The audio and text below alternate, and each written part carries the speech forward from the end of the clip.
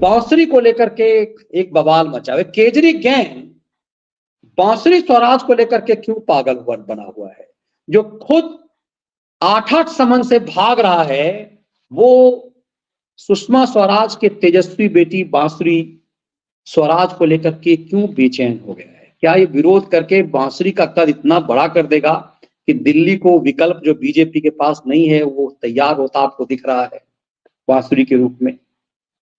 मनीष जी, जिन्होंने जन्माष्टमी की कथा सुनी होगी तो उसमें एक देव कन्या का जिक्र आता है कि वो देव कन्या जो है वो जन्म हुआ और उसको कंस के पास ले गए कि इसकी हत्या कर दो, और कंस उसको पटकने जा रहा था तो कंस के हाथ से वो छिटकी और वो आकाश में उड़ी। उसने भविष्यवाणी की कि तेरा वध करने वाला जन्म उसका हो चुका है। कंस के उस देव कन्या ने किया था। ये जन्माष्टमी कथा में सुनी होगी। बांसुरी स्वराज को मैं उसी देव कन्या के अवतार के रूप में देख रहा हूँ कि केजरीवाल के अंत की शुरुआत हो चुकी है, ये निश्चित जानिए। और इसी बांसुरी स्वराज के जरिए ही इस राजनीतिक राक्षस का राजनीतिक अंत दिल्ली की धरती पर होगा। आज नहीं होगा, कितना समय लगेगा ये तय है, लेकिन बात और इसीलिए पूरे गैंग में घबराहट है, थरथराहट है और उलूल जुलूल ये बक रहे हैं। तो मनीष जी ने कहा क्योंकि अब देर हो गई, लंबा हो गया, लेकिन फिर भी मैं एक ही उदाहरण से इनकी नकाब अभी नोचे देता हूं। ये दो आरोप बहुत लगा रहे हैं मनीष जी, बांसुरी स्वराज के खिलाफ लेके आए हैं। एक वो सौरभ मीठा और दूसरी ये वो मार लेना, इधर से मार लेना उधर से मार लेना, आतिशी मार लेना, जो आजकल दूसरे धंधे में लगी हुई है, मुख्यमंत्री कुर्सी खड़ा है। कि इन्होंने बताया कहीं लिए सुषमा स्वराज की बेटी को टिकट देकर परिवारवाद को बढ़ावा दिया जा रहा है। इन मूर्खों को मालूम नहीं कि सुषमा स्वराज ने 2019 में ही एक तरह से त्यागपत्र दे दिया था, राजनीति से संन्यास ले लिया था। और सुषमा स्वराज के जीवित रहते हुए बांसुरी स्वराज की शक्ल बहुत कम लोगों ने देखी थी। नेतागिरी कराना तो बड़ी दूर की बात रही। उन्होंने बांसुरी स्वराज को कोई वार्ड अध्यक्ष बना दो, जिला अध्यक्ष बना दो, प्रदेश कमेटी में ले लो और यूथ मोर्चे में ले लो, महिला मोर्चे में ले लो। सुषमा स्वराज ने ये गोरख धंधा नहीं किया था। 2019 में बड़ी गरिमा के साथ उन्होंने स्वतः राजनीति से एक तरह से संन्यास उन्होंने लिया था। और उनकी मृत्यु के 5 साल बाद यानी 2024 और बांसुरी स्वराज ने अपने दम पर प्रवेश किया है। इनकी जो ख्याति है तो परिवारवाद की तो धज्जियां यूं ही उड़ जाती हैं इनके इशारों की। लेकिन अभी इनका परिवारवाद याद दिलाता हूं। एक ही उदाहरण मनीष जी, सब निपट जाएगा, परिवारवाद भी। और दूसरे वो जो मार लेना है कि बांसुरी स्वराज जो फलाने का मुकदमा लड़ रही थी, वो भ्रष्टाचारी का चंडीगढ़ वाला जो मामला था, उसमें एक दो मुकदमे वो और बता रही है कि वह बांसुरी स्वराज ने तो उनका मुकदमा लड़ा, तो ये तो भ्रष्टाचारी हैं। मैंने जब मार लेना को सुना तो मैंने कहा चलो तुमने मौका दिया एक तुम्हारा ऊपर से नकाब उतारने का, बहुत बहुत धन्यवाद। तो पहली बात तो ये मार लेना को किसने समझा दिया? जो मार लेना, अब जरा मार लेना को मैं नकाब उतारता हूं कि जो मार लेना जिंदगी भर चेलागिरी करती रही उस प्रशांत भूषण की, जो आतंकवादी अफजल गुरु का मुकदमा लड़ता था, जो आतंकवादी याकूब मेमन का मुकदमा लड़ता था, जो आतंकवादी अजमल कसाब का मुकदमा लड़ता था, उस प्रशांत भूषण की चेलागिरी करने वाली आतिशी मार लेना बांसुरी स्वराज पे उंगली उठा रही है कि वो फलाने का मुकदमा क्यों लड़ रही थी। तो पहले जरा अपने गिरेबान में झांको, मार लेना कि तुम्हारा चेहरा कितना साफ है। और बाद में नौकरी भी, और तुम्हारा आदमी आज भी उस प्रशांत भूषण की नौकरी करता है हिमाचल में, उसके एनजीओ में।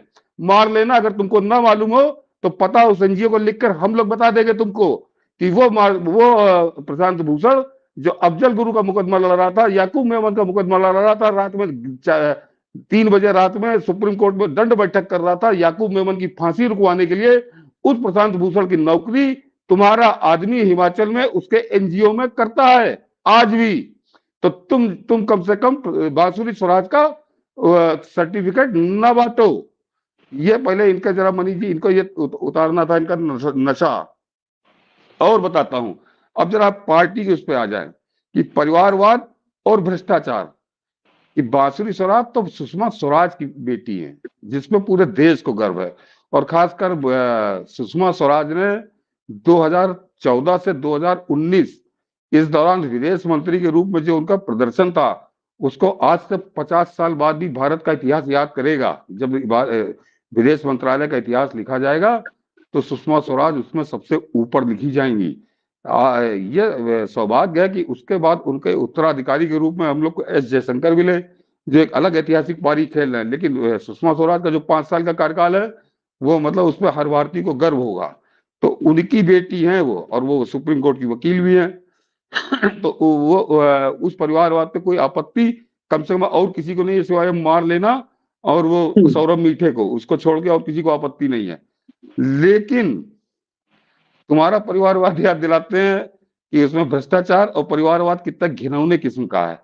तुम्हारे यहाँ तुम्हारी केजरी की सरकार का वो मंत्री जिसका नाम था जितेंद्र सिंह तोमर, जो जाली सर्टिफिकेट, नकली सर्टिफिकेट करने के लिए पकड़ के जेल चला गया, सजा याफ्ता, जेल महीनों जेल में सड़ता रहा, और उसको जब टिकट नहीं दे पाया केजरी, तो उसने उसकी पत्नी को विधायक का टिकट त्रिनगर सीट से दिया। मार लेना, जरा याद करो, तो ना याद हो एक बार गिरेबान में झांक लेना कमरा बंद करके कि कितना काला गिरेबान है, कितना काला काली पुती हुई है तुम्हारे चेहरे पे कि एक जालसाज की जालसाज जो और कानून मंत्री बनी थी, एक जालसाज जो कानून की नकली डिग्री लेके बैठा था, उसको कोर्ट ने पकड़ा, उसको पुलिस पकड़ के ले गई, जेल में बंद किया गया, और जब उसको टिकट देने लायक नहीं हुए तो ऐसा परिवारवाद फूटा केजरी का और ये मार लेना का कि कहीं चलो अच्छा ठीक है तुम जालसाज हो तो तुम्हारी बीवी को दिए देते हैं। तो जितेंद्र तोमर की पत्नी को जब केजरीवाल ने टिकट दिया था तो वो कौन सा परिवारवाद था मार लेना? ये कौन सा सदाचार था? भ्रष्टाचार के खिलाफ कौन सी लड़ाई केजरीवाल लड़ रहा था और तुम लड़ रही थी मार लेना, जिसने जालसाज की बीवी को सिर्फ इसलिए टिकट दिया क्योंकि तुम्हारा आदमी जेल चला गया, जालसाजी करते रंगे हाथ पकड़ा गया है, तो अब वो तो नहीं लड़ सकता, तो चलो तुम्ही को लड़ाई देते हैं।